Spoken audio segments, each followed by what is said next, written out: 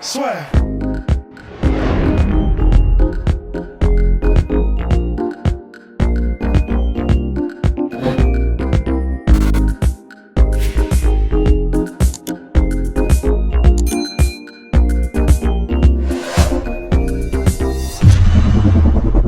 Bonjour à toutes et à tous, bienvenue dans le podcast La Sueur avec Monsieur Abdouragimov. Merci de nous accorder cette interview, Abdoul.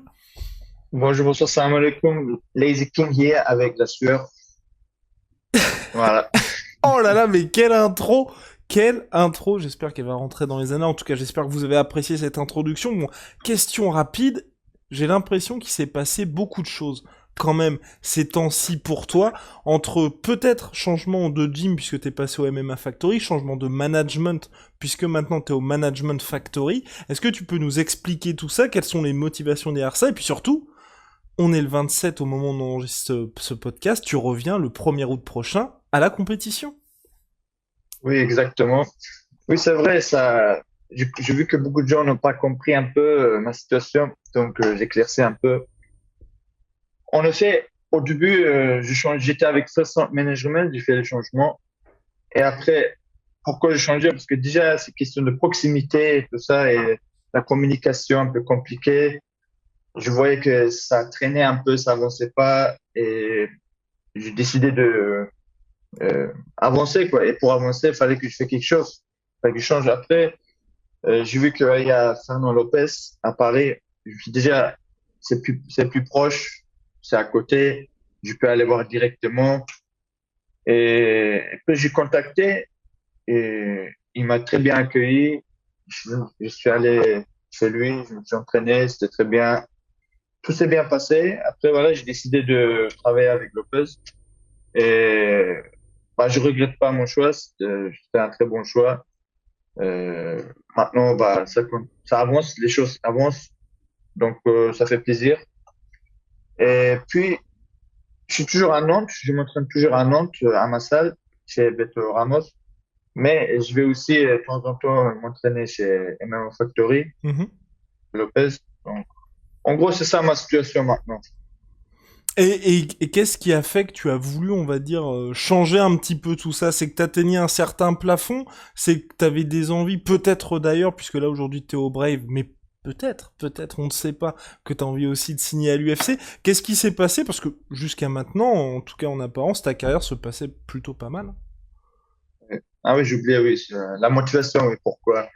Bah oui, c'est ça, en fait, l'UFC, bah, je voulais monter, quoi. Je voulais progresser, monter plus haut. Et avec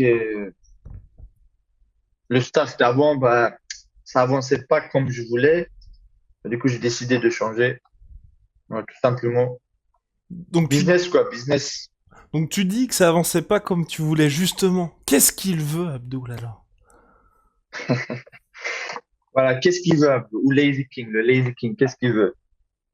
Bah, il veut monter au plus haut de la montagne. Parce que là-bas, la vue est meilleure, tout simplement. Donc, pour cela, bah, faut aller là où sont les meilleurs. Faut aller là où sont les projecteurs, bah, où il y a la lumière. Bah, c'est là où je vais aller. Donc, déjà, je suis sur le bon chemin. Bah, je suis avec Lopez. Bah, c'est là, en France, c'est là où sont tous les projecteurs. Ouais, complètement. Personne peut nier ça. Bah, c'est la salle et le management le plus connu de France Mhm. qui fait aussi les meilleurs résultats. Bah, ça, c'est les chiffres. Donc voilà déjà ça. Et maintenant, faut monter aussi bah, l'UFC. Si tu veux aller là où il y a plus de lumière, bah, c'est l'UFC aujourd'hui Mhm. euh, pour l'organisation. Ouais. Donc voilà, une fois là, bah pareil, bah faut continuer à monter, faut prendre les meilleurs, faut savoir prendre des risques des fois et voilà quoi. L'objectif c'est de devenir fort quoi. Et je veux devenir plus fort vraiment. C'est premièrement c'est pour moi-même parce que moi je veux être quelqu'un de fort. C'est pas parce que non je veux battre lui ou lui, c'est vraiment je veux être le plus fort pour moi. Je veux être un homme fort. Donc pour cela, bah, je dois m'entraîner fort et je dois battre les meilleurs. Donc, qui qu'il soit devant moi, bah, je dois le passer. Et après, une fois monté tout en haut, bah, là, on est bien. Mhm. Là, on va voir après. Qu'est-ce qu'il y a après? Bah, déjà, faut monter. Et ça, c'est notre histoire après, une fois monté. Et ça veut dire quoi exactement monter? Donc là, tu reviens au Brave le 1er août prochain, ce n'est pas pour la ceinture. Est-ce que tu as cet objectif de revenir au Brave? Ou est-ce que tu te dis là, je fais ce combat au Brave, j'ajoute un petit verre bien évidemment, et ensuite direction l'UFC, je reste en welterweight, je vais dans une autre catégorie, on veut tout savoir. Bah, en fait, j'ai pas trop le choix non plus. Comme ça, je peux pas décider, ah, je pars aujourd'hui, je vais demain UFC. C'est pas j'ai pas le pouvoir pour décider comme ça. Mais oui, si j'ai le choix, on va dire, c'est ça l'idéal, de combattre et après UFC direct. Ça, c'est, on va dire, la situation idéale. Mais vu qu'on n'a pas trop le choix comme ça, bah, on va voir comment ça va se passer. Dès qu'il y a une opportunité, bah, on reste prêt, on veut aller UFC, quoi, c'est ça, c'est tout simplement. Pour l'instant, voilà, je suis avec Brave et je combats là-bas, là, mais sinon, bien sûr, dès qu'il y a une occasion, moi, je suis prêt à partir et pour la ceinture de Brave, je suis pas intéressé parce que il est dans mon balcon déjà, la ceinture. Et puis, si je gagne, tu es obligé de re-signer, tout ça, donc, c'est pas de mes plans, donc, ça m'intéresse pas trop, voilà. Et au niveau des catégories, est-ce que tu t'es posé la question de changer de catégorie également ou pas? Ça aussi, Ou les pour l'instant, lazy breakfast commencent à avoir voilà. le dessus sur toi? En fait, ça, pour l'instant, je vois que mon poids du corps, il commence à stabiliser, il commence à même un petit peu baisser. Mon corps commence à changer parce que j'ai un différent type d'entraînement qu'avant. Donc, ma façon de vivre, elle change aussi un peu. Du coup, mon poids aussi, il est en train de changer. Donc, c'est une question à voir encore pour le changement de catégorie. Pour l'instant, je suis 77. Et après, qui sait? Selon mon poids, si je vois qu'il monte, là, il stabilise bien, ou si je vois qu'il est en train de descendre, bah, voilà, selon là où ça va, bah, je vais prendre une décision, soit descendre 70 ou 84, ou rester bien en 77. 84? Ah, Voilà. tu pourrais monter chez les middle. Donc ça, c'est vraiment, non, je pense que c'est trop Ah laisse. oui. Ok. Oui, oui, oui. Non, c'est, voilà. Oui, donc ce serait 77 ou 70 kilos. Là, justement, après Ouais. cette année un petit peu particulière, est-ce que toi, t'as déjà un calendrier idéal pour les prochains mois où tu vas prendre ça en fonction de ce que tu ressens au niveau de ton corps et en fonction aussi de comment se passe le combat du 1er août? Oui, c'est vrai, déjà, faut voir comment ça va se passer le combat en 1er août, s'il y a des blessures ou pas. S'il n'y a pas de blessure, je suis prêt à combattre le plus tôt possible, quoi. L'idéal toujours, c'est d'avoir un peu 2 mois d'avance, comme ça tu sais contre qui tu combats, tu as le temps de préparer. Et même si tu sais pas, tu as le temps de préparer. C'est toujours bien d'avoir au moins 2 mois de préparation, quoi. En gros, voilà. Sinon, on sera prêt, quoi. Selon notre état physique et santé, on est prêt. Et au niveau de la gestion, justement, aujourd'hui, de cette balance entre rester à ta salle à Nantes et faire des excursions à Paris au niveau du MMA Factory, qu'est-ce que t'apporte chacune des salles et qu'est-ce qui fait que t'as voulu aussi rester à Nantes? Bah, déjà, bah, toute ma famille est ici à Nantes, donc tous mes connaissances, donc il y a déjà ça. Et j'ai une bonne salle à moi. Ouais, chez mon professeur de jiu-jitsu brésilien, Beto Ramos, donc c'est comme chez moi, quoi. Et le fait que ça tourne autour de moi, vu qu'on est chez nous, bah, tout est adapté pour moi, quoi. Quand je me prépare, bah, on peut faire comme on veut, quoi. Donc c'est ça qui est les avantages. Bon, on s'entraîne comme on veut, je peux adapter les horaires, tout ça, parce que voilà, c'est chez nous, quoi. Donc ça, c'est bien. Et le fait d'aller à Paris, c'est bien aussi parce que je découvre d'autres zones que je n'ai pas ici à Nantes, d'autres adversaires, d'autres sparring, d'autres méthodes d'entraînement aussi. Et du coup, tout ça, bah, ça fait un bon mélange. Comme ça, chez moi, bah, j'ai mes propres trucs, mes propres préparations que je fais à moi, à ma façon.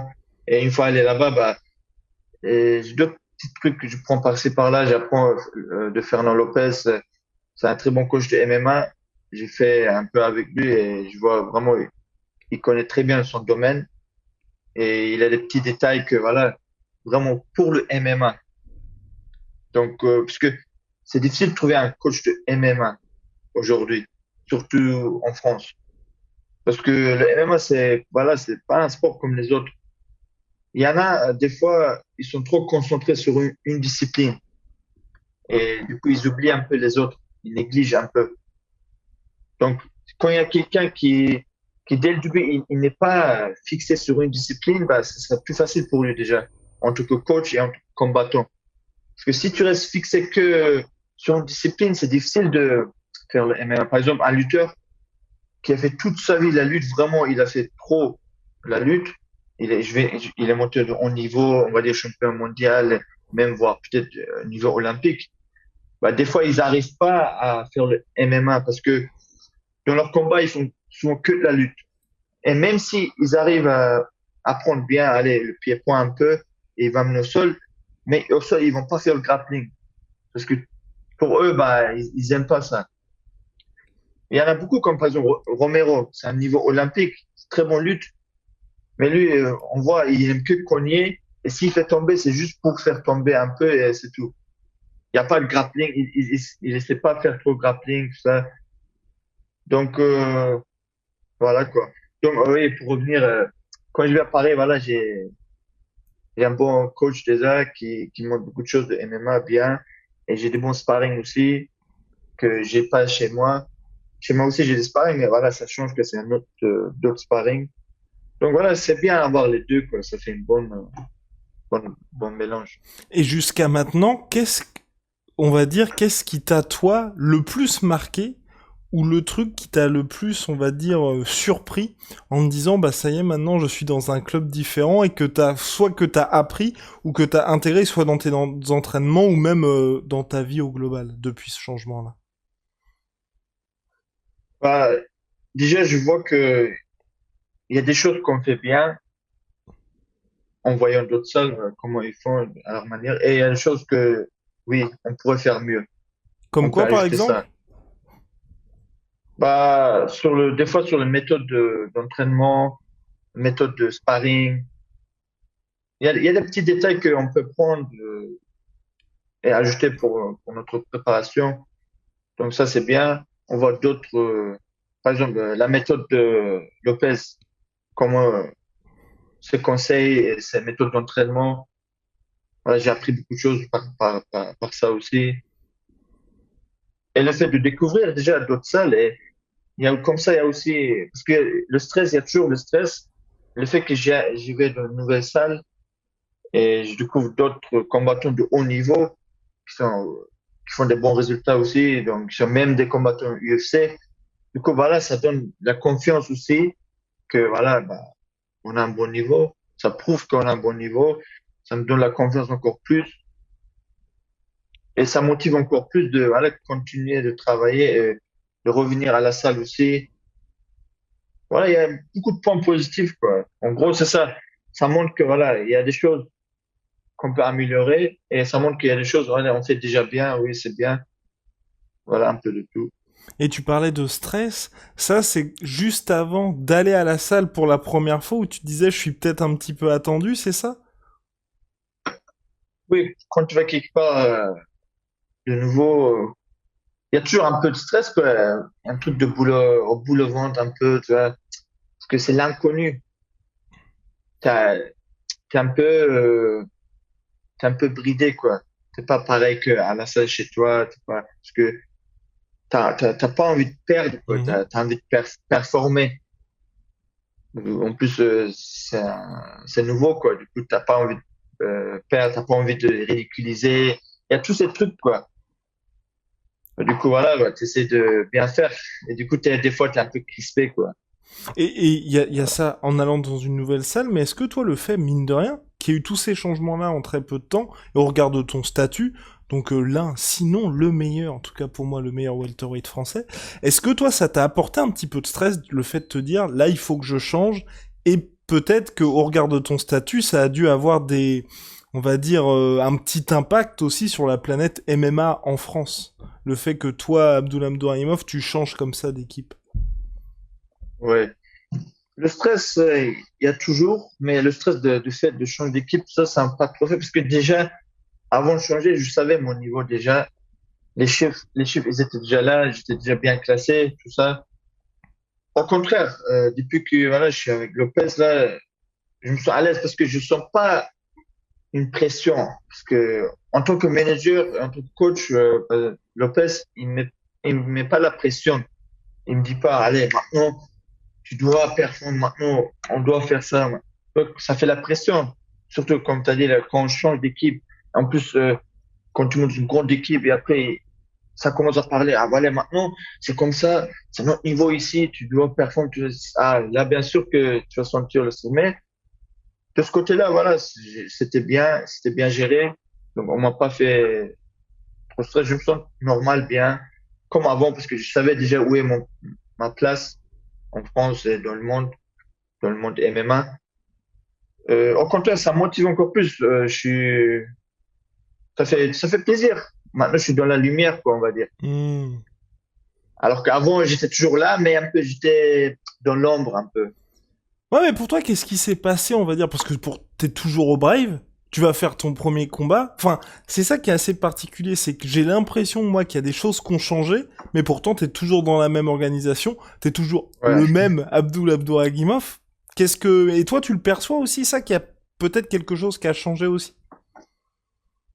Oui, déjà, mon caractère moi-même, j'ai changé un peu. Bah, j'ai Oh. mûri un peu, on va dire, et il y a l'expérience qui vient aussi. Bah, on voit les gens, on parle, tu apprends des choses. On- je suis en train d'apprendre la vie, quoi, en gros. J'apprends la vie, je découvre la vie, je découvre les gens, je découvre moi-même et je grandis petit à petit. J'ai encore beaucoup de choses à apprendre mais déjà, ça fait plaisir que, voilà, de savoir que on sait déjà pas mal de choses, quoi. Mhm. Parce que le fait d'avoir fait tous ces changements, bah, tu vois plus de choses que d'autres qui font pas beaucoup de changements. Donc, dans la vie, des fois, c'est un plus, celui qui a plus de problèmes, celui qui a plus de changements dans la vie, plus de mouvements, il va découvrir plus de choses, il va avoir Mhm. plus d'expérience, logiquement. Parce que moi, dans ma vie, déjà, j'ai connu ça, par exemple, dès mon petit âge, j'ai bougé beaucoup avec ma famille, on n'est pas resté toujours au même endroit, beaucoup de déménagements, j'ai changé beaucoup d'école. Et tout ça, bah, au début, ça a l'air chiant.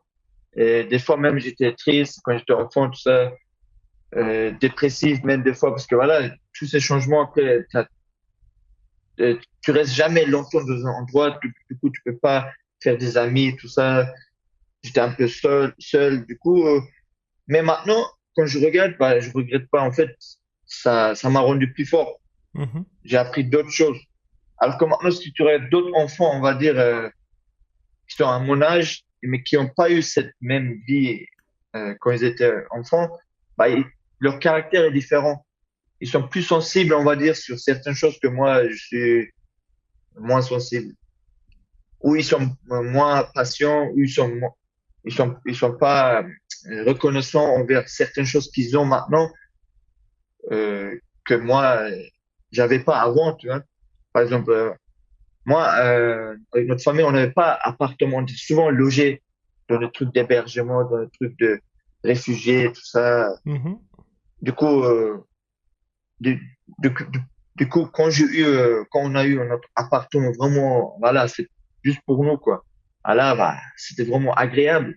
Parce que toutes ces années attendre, pas avoir, après, quand tu l'as, bah, t'es reconnaissant, quoi. C'est différent. Hmm. Celui qui n'a pas eu ça, il peut pas comprendre ça, c'est difficile. Par exemple, imagine, on te dirait que tout dernier iPhone, quand t'es gamin, déjà, bah, tu vas pas comprendre la valeur. T'es habitué toujours à avoir le meilleur ou des bonnes choses. Du coup, voilà quoi. Ouais, exactement, tu peux ensuite savourer tout ça. Tu parlais tout Ouais. à l'heure, tu t'as dit, je connais ma place en France et tu connais ta place dans le monde. Justement, où est-ce que tu te situes dans le monde, dans la catégorie welterweight? Bah, dans le cas de welterweight, bah, en regardant ce qui se passe avec l'UFC, quand j'observe le combat, euh, sans prétention, je peux dire que je peux combattre tranquillement avec les top 30, top 20 euh, dès demain. Mhm. Je peux, je peux combattre quelqu'un de top 30, top 20. Je peux commencer, quoi. Parce que je suis en train d'apprendre, je suis en train de prendre confiance, je suis en train d'apprendre les techniques aussi.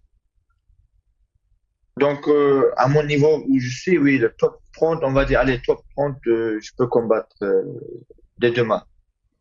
Mais après, avec encore un peu d'entraînement et encore un peu de travail sur moi, bah, je peux prendre le top 10 aussi après. Ça, c'est pour après, quoi. Et donc ça veut dire Ou, que... Vas-y. ouais. Ou même si demain on propose top 10, je suis chaud aussi, mais je veux dire, juste si on prend, vraiment, j'ai vraiment, on va dire, pas un combat difficile, un combat normal, on va dire, top 30, c'est ça. Top 10, on va dire, il peut avoir des combats difficiles, mais je peux combattre, mais on va dire, ça peut être un combat difficile pour moi. Voilà, Mhm. à partir de top 15, top 10, on va dire, top 15, ça va commencer à, si je combats demain, on va dire, ça va être un peu difficile, parce que voilà, il faudrait plus forcer. Mais top 30, on va dire, je pourrais combattre sans trop forcer. Après, ça dépend aussi de l'adversaire, Ben que évidemment. les styles de combat, tout ça. Mais Il et y en quand a, tu... ils s'y sont pas, oui. Et quand tu vois justement, c'est par rapport à ça, c'est quand tu vois des combattants où tu te dis là, aujourd'hui, moi Abdul, je sens que ça va être un peu chaud.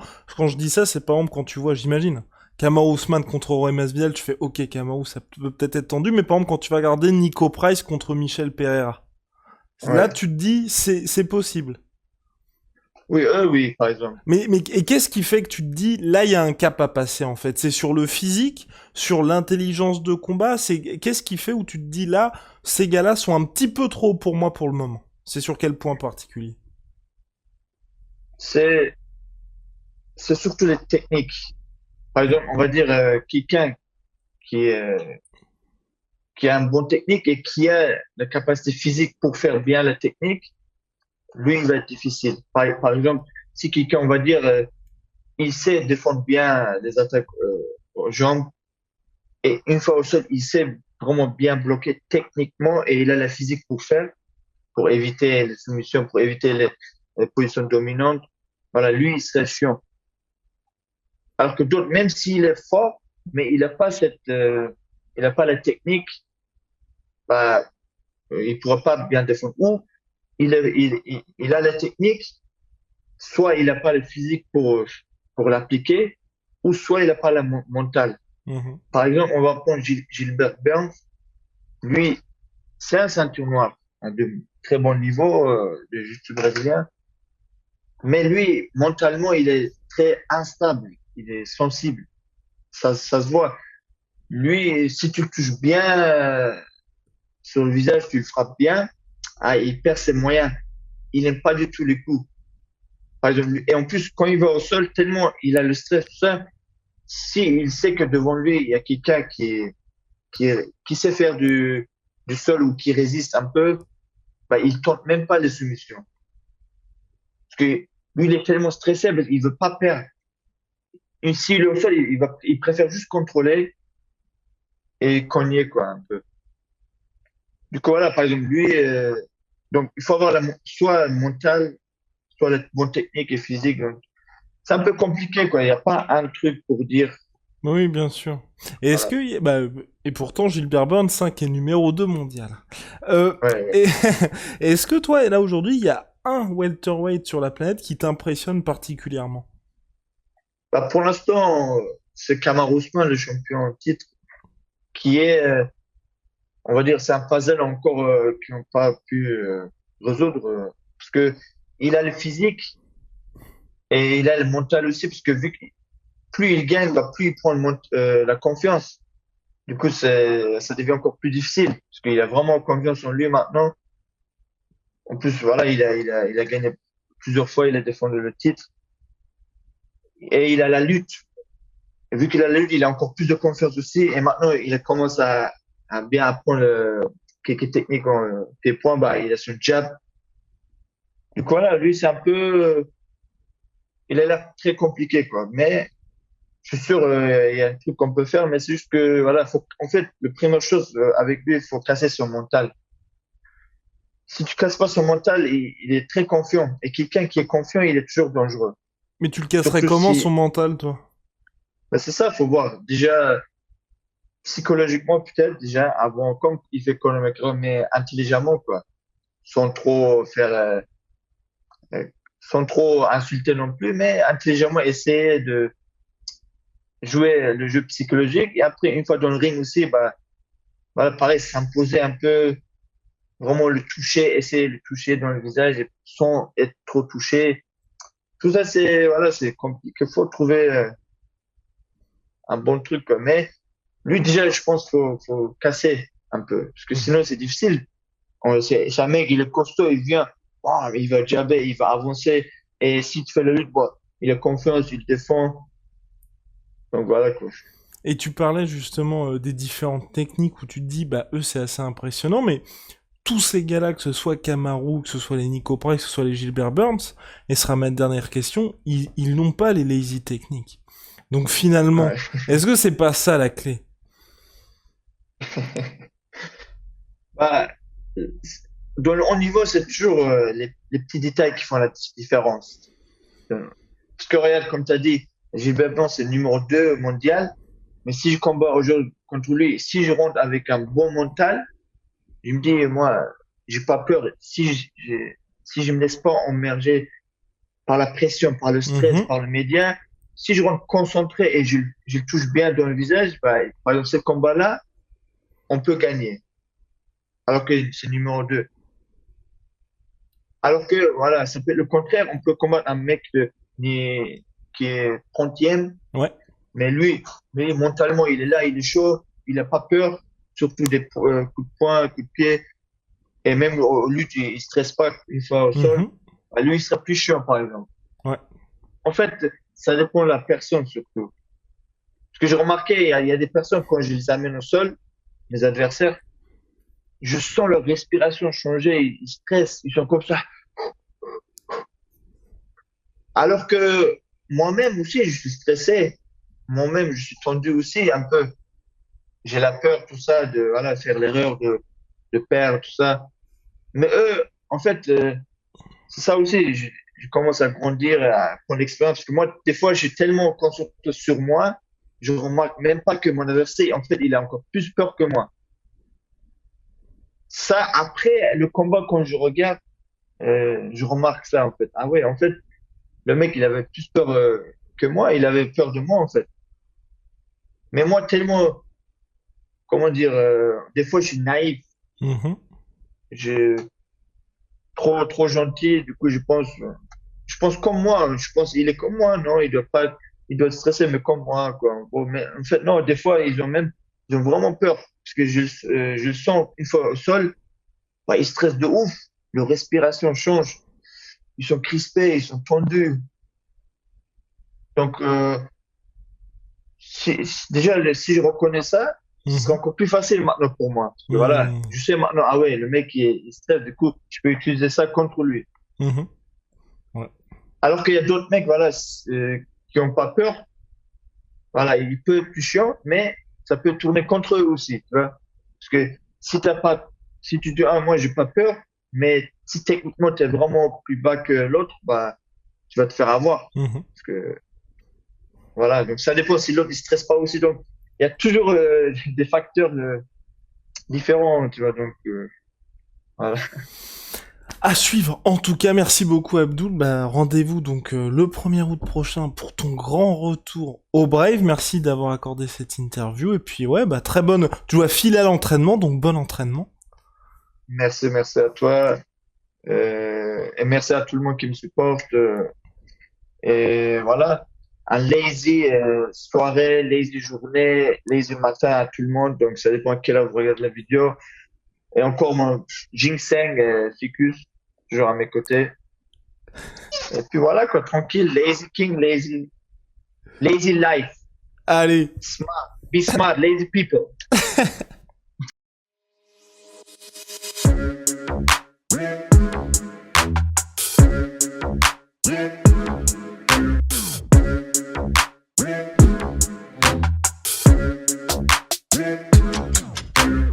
Come and come and